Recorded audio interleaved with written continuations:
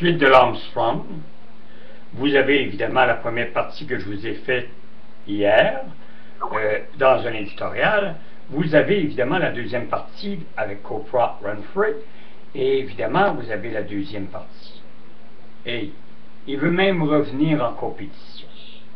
Et là, les gens commencent à se rendre compte que c'est toute une mise en scène pour évidemment s'éviter bien des problèmes, bien et beaucoup de problèmes. C'est épouvantable quand vous écoutez la deuxième partie, l'intégrale, et si vous avez la chance d'écouter l'intégrale au complet, vous vous rendez compte que tout a été calculé, tout a été mis avec minutie pour pouvoir évidemment gagner la sympathie de tous les gens qui vont évidemment écouter cette entrevue avec Oprah. Calvaire que c'était pour. C'est bien les Américains. Hein? Ils savent-tu, comme on pourrait dire, hein, comme si vous allez à Radio-Canada et que vous avez vu Haine et c'est épouvantable, concubinage, on parle de la guerre, et avec nos deux salauds de la même famille, qu'on appelle évidemment Butch et fils, qui ont manipulé. Quand vous écouterez ça, Haine et propagande, allez à Radio-Canada, vous allez voir, même la cassette est prête à vendre. Ah, c'est écœurant. Alors, quand je regarde Armstrong qui veut revenir à la compétition, mais là, je vous annonce ce matin, il est bonne heure le matin, là, il est 8h30. Croyez-le ou pas, on va faire un film sur Lance Armstrong. Ben oui, on va faire un film pour on va gagner des millions. Et laissez-moi vous dire qu'il va y avoir des redevances, parce qu'ils sont obligés de prendre sa vie. Même si on prend d'autres acteurs, qu'on prend d'autres, excusez-moi, la base de l'histoire va rester évidemment son histoire à lui, qui, soit dit en passant, va encore gagner des millions, parce que là, on va le rendre 2 fois plus héros qu'il l'a été. Parce que là, on va faire un film sur lui.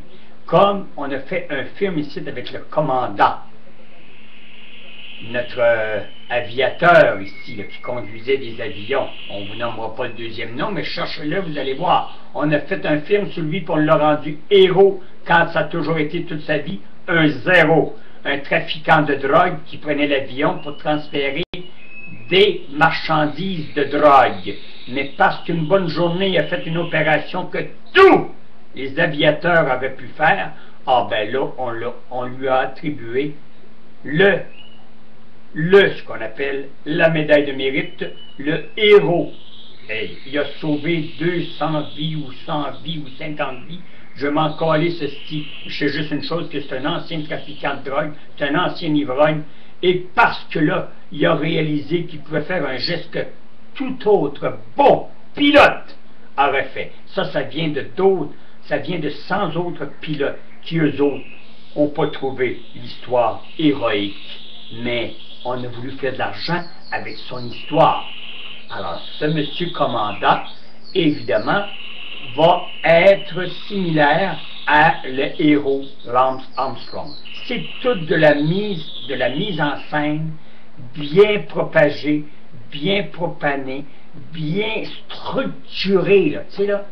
Alors, tabarnak! Puis vous autres, vous allez mordre à l'hameçon, puis vous allez être les premiers à dire « Oh, Lance Armstrong, c'est un héros, c'est un sans-couille, tabarnak, il peut bien avoir eu un cancer de couille. » Et évidemment, là, retourner à la compétition. Et quand tu regardes le visage, tu vois que cet homme-là n'a aucune sincérité.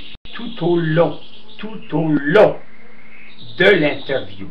En surplus, ce que je viens d'apprendre, c'est que Mme Oprah Winfrey avait toute une liste de questions qui lui avait été ordonné de dire et que lui avait préparé les réponses en conséquence.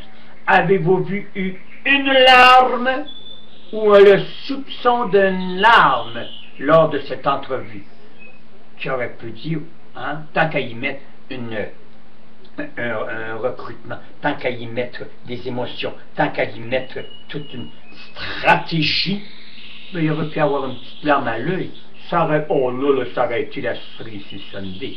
Maudit tabarnak de calice. Ils peuvent bien avoir inventé 1000 histoires avec Al-Qaïda et tout ça, les Américains. Les Américains, ils l'ont l'histoire, les Américains. Oui, je pense qu'Elvis Gratton commence à avoir raison en tabarnak. On est-tu manipulé par cette gang de morons de trucs là, les Américains?